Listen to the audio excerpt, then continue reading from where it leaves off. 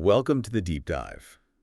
This is where we take your sources and really dig into them to unearth the most important nuggets of knowledge. That's right. Today, we're diving into something that, well, maybe sounds a little chilly at first glance anyway. Yeah. But trust me, it's actually packed with surprising warmth and some really, really fascinating economic insights. We're talking cold storage warehouses.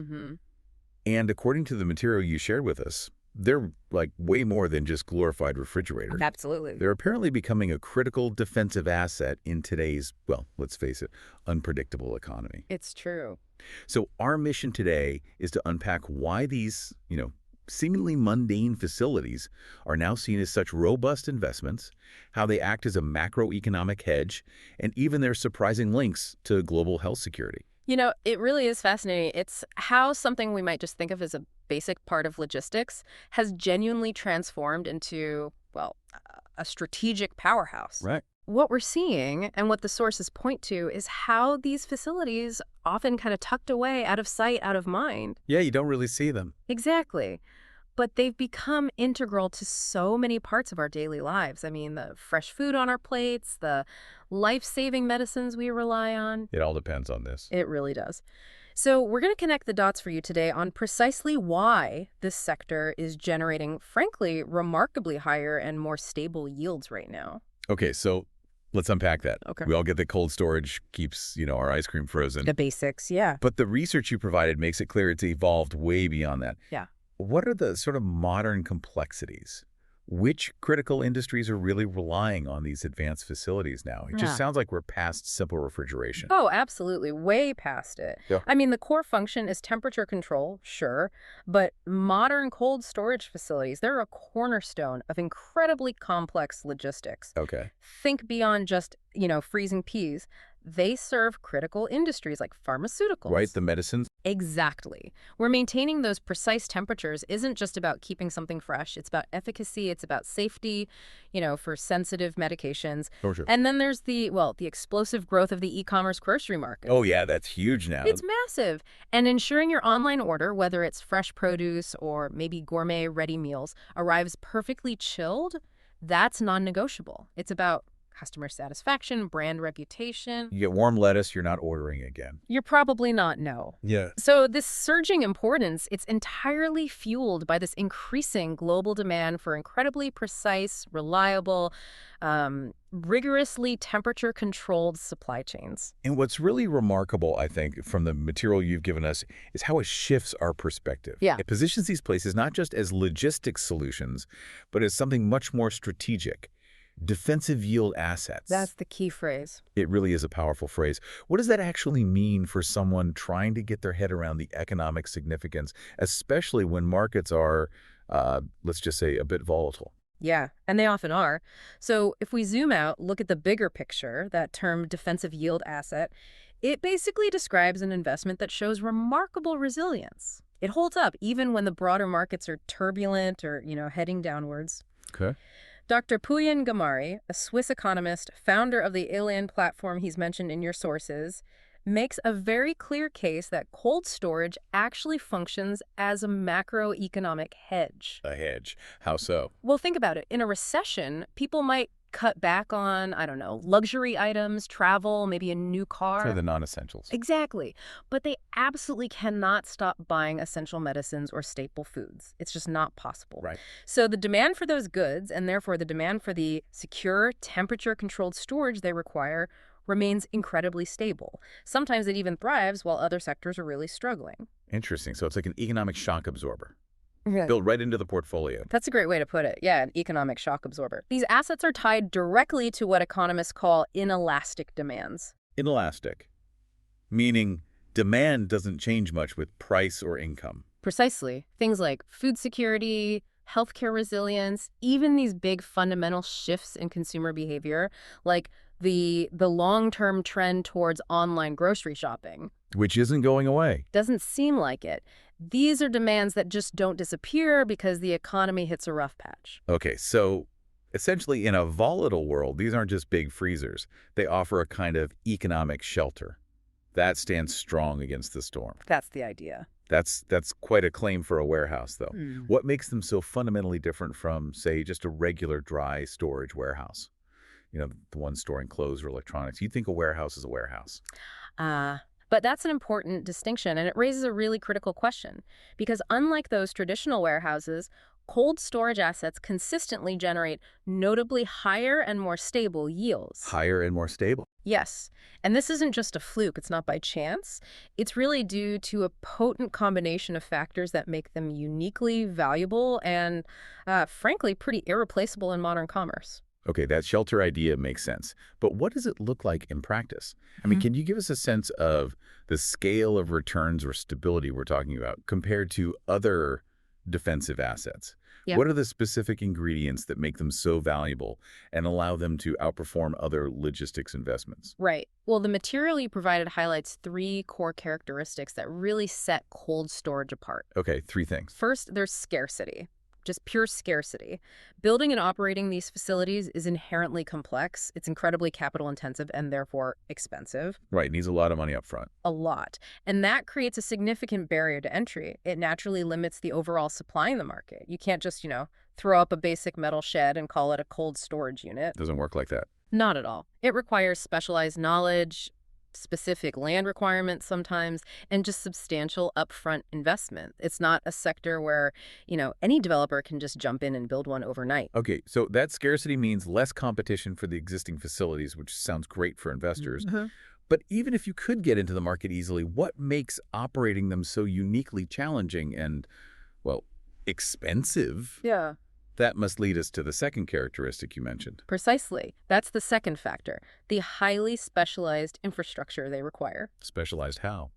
Well, we're talking far more than just big industrial-sized refrigerators. This includes really advanced temperature control systems, precise humidity control systems, often with multiple layers of built-in redundancy. Redundancies, like backups? Exactly. Think about something like vaccine distribution, for example. Okay, yeah. Critical. Hugely critical. We're talking ultra-low temperatures there, sometimes down to like minus 80 degrees Celsius. That requires incredibly sophisticated refrigeration, maybe liquid nitrogen systems. Even for fresh produce, precise humidity regulation isn't just a nice to have. No? No, for delicate fruits or certain pharmaceuticals, even a slight deviation, a tiny fluctuation, could compromise an entire batch. Wow. Millions in losses, potentially. Potentially millions, yes. So that's why the investment in these sophisticated redundant systems, sometimes triple redundancy, backup power generators, it isn't just about keeping things cold. It's about absolute unwavering reliability and precision. It's about protecting highly valuable, highly sensitive goods. So it's a high-tech controlled environment, not just a big empty box. Absolutely. That's the key difference. Wow. Okay. That level of precision isn't just impressive, it's mission critical. Yeah. And I imagine that kind of investment in specialized tech must command a premium from tenants. Yeah. What about the third point? You said three things. What makes the companies using these facilities so sticky? Why do they stay? Right. That brings us to the third crucial characteristic. They often secure long-term tenant commitments. Long term. Okay. Very long-term. Think about major pharmaceutical companies or large-scale grocery chains, global food distributors. They aren't looking for temporary storage solutions. No, this is core to their business. Exactly. Right. They need reliable, specialized storage that they can count on for years, often decades. And moving a complex cold chain operation, it isn't like moving a regular office. It's incredibly disruptive, incredibly expensive. Huge hassle. Huge hassle, huge cost. So this means these tenants are typically locked into much longer leases than you generally find in, say, general warehousing. And for investors, that provides remarkably predictable and stable revenue streams, income you can count on that can weather market fluctuations. That stable, predictable income sounds incredibly attractive, especially, in uncertain times like these. It is. And the material you shared also mentioned something about inflation. That's obviously a big concern for investors right now. Yeah. How does cold storage handle rising costs when other investments might struggle? Yeah, that's another critical point for understanding their defensive nature. These facility leases often come with strong inflation-linked rent structures, built right in. Meaning, In practice, as inflation rises, as the cost of everything else goes up, the rents paid by the tenants are contractually adjusted upwards to match. okay, so the rent keeps pace. Exactly. This allows investors to directly protect their purchasing power against inflation, which is a feature that's frankly, less common or less robust in many other real estate sectors. Got it. And Dr. Ghamari, who we mentioned earlier, he really emphasizes this point. In uncertain economic cycles, these defensive assets like cold storage tend to outperform precisely because they are tethered to these inelastic demand categories. The food, the pharma. The things people always need, regardless of the economic climate. Demand for them doesn't suddenly drop because the economy is struggling. If anything, the need for robust, reliable supply chains becomes even more critical in tough times. So putting it all together, it sounds like these facilities aren't just profitable boxes. They're actually contributing to something much larger than just logistics. There's a sort of story of purpose here, isn't there? Beyond just the bottom line. Absolutely. I think that's a really important dimension, and it brings us to another fascinating aspect that the research illuminates, this idea of cause-related marketing. Cause-related marketing, how does that fit in? Well, it's not just a buzzword here. It's about strategically positioning cold storage investments by aligning their actual logistics capabilities with really crucial global themes. Like what? Like sustainability, like reducing food waste, like bolstering global health security. Doing this isn't just, good PR, although it is good PR. Sure. It genuinely enhances the brand perception and builds deep trust among both consumers and investors. We're seeing this growing segment of investors, especially the big institutional ones. Yeah. They're increasingly looking for ways their capital can generate not just financial returns, but also positive societal impact. Yeah. The whole ESG movement, environmental, social, and governance investing. Right. ESG is huge now. It is. And cold storage offers that powerful synergy. For instance, think about food waste. By providing ultra-efficient, precise temperature control, these facilities significantly reduce spoilage. Which is a massive environmental issue. Huge. So they directly combat global food waste just by doing their job well. And then look at global health crises. We've all lived through one recently.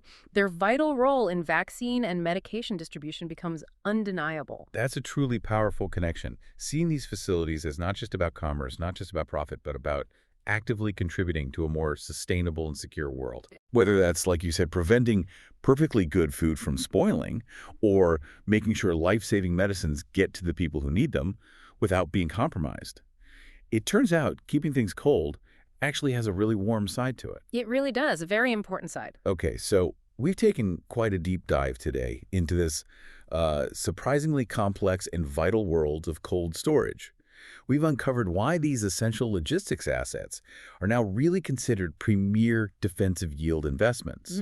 You've learned how their specialized nature, that inherent scarcity we talked about, and their unbreakable connection to inelastic demands food.